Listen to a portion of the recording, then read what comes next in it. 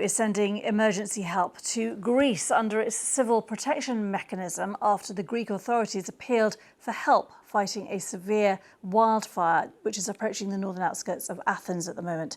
It's spread across the wooded Nea Penteli area near the city, burning homes and a school. Aircraft are being used to try and tackle the blaze, but residents have complained there aren't enough firefighters on the ground. The fuel tanks of parked cars have exploded, which creates new flare-ups, and at least 8 people have been taken to hospital with breathing problems. Jess Parker reports. Through the dense smoke, they battle a blaze that's reached the outskirts of Athens. A path burned from the north and east towards the Greek capital. Homes, businesses, even hospitals have been evacuated. It hurts. We've grown up in the forest. We feel great sadness and anger. The fight against the expanding blaze comes from the sky and from residents on the ground.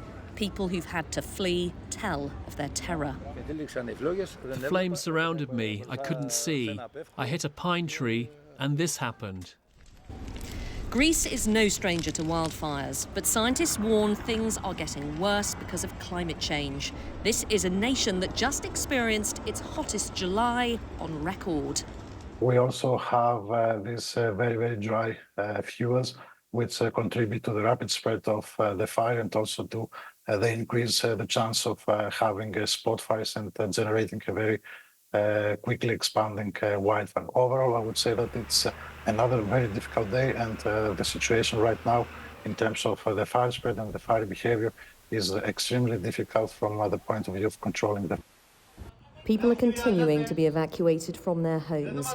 These scenes were filmed north of the capital as officers tried to bring residents to safety. Medics are urging people to be cautious, especially the elderly, pregnant women, young children, and those with respiratory or heart problems. High winds have fueled these flames, and there's no relief forecast from the searing heat over the coming days. Thick clouds have been hanging over the ancient Acropolis, a city under siege. Jessica Parker, BBC News in Athens.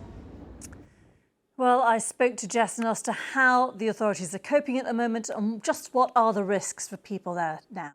Just behind me, in fact, you can probably, I'm sure, see the smoke rising. That is a northern suburb of Athens. And of course, these blazes have been making their way from the north and east areas of the region of Attica towards the capital city. So firefighters engaged in fighting lots of different hotspots, lots of different flare-ups. But just while we've been here, in this spot, not only can we really smell the smoke that's presumably coming over from there, but also we heard some explosions. We looked over to the distance and I actually at one point saw a ball of fire, a smallish ball of fire, but a ball of fire nonetheless. And there have, of course, been reports that cars and fuel tanks have been caught up in the blaze and have been exploding as the fire has reached them. So we certainly heard explosions from where we were just a few moments ago. In terms of what civil protection are saying, they've been updating people throughout the day. Another general hospital has been evacuated from the area of Militia. Also, they're saying that they are getting fresh assistance from countries like France. France is sending a helicopter. The Czech Republic are going to send 75 firefighters. There's expected to be help as well from countries including Spain and Turkey. And the EU say they're mobilising resources as well. It's something the European Commission President Ursula von der Leyen tweeted about not long ago. Obviously, we've seen wildfires across Europe for some years. I was caught up in one directly myself in France within about the last 3 years. And the Greeks have moved, as other countries have, haven't they, to try to put in place some precautionary measures. And obviously, you know, Athens is a very concrete, paved city, but we are hearing and seeing really terrifying images still. Yeah, absolutely. And it's interesting, I mean, so the region in sort of northeast Attica, where the fires have broken out. They have seen wildfires before, numerous years, sometimes actually deadly wildfires as well. It was back in 2018, I think, that over 100 people died in a seaside town in the area after a fire ripped through there. And one of the features of the landscape there is pine forests, which obviously allows those flames to spread. So that's been a particular problem. Now, yes, Greece, other countries, I covered a wildfire in France a couple of years ago. In the summer, we do often see wildfires causing huge problems, causing evacuations, sometimes very sadly causing fatalities as well.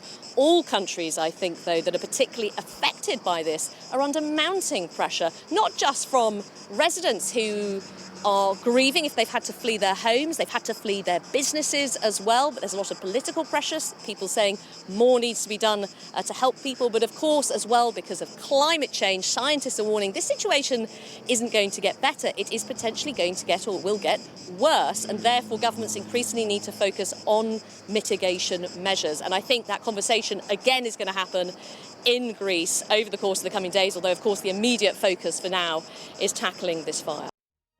Jess Parker there in Athens. Let's hope the authorities make as much progress as fast as possible. A truly terrifying set of images coming to us there from Greece.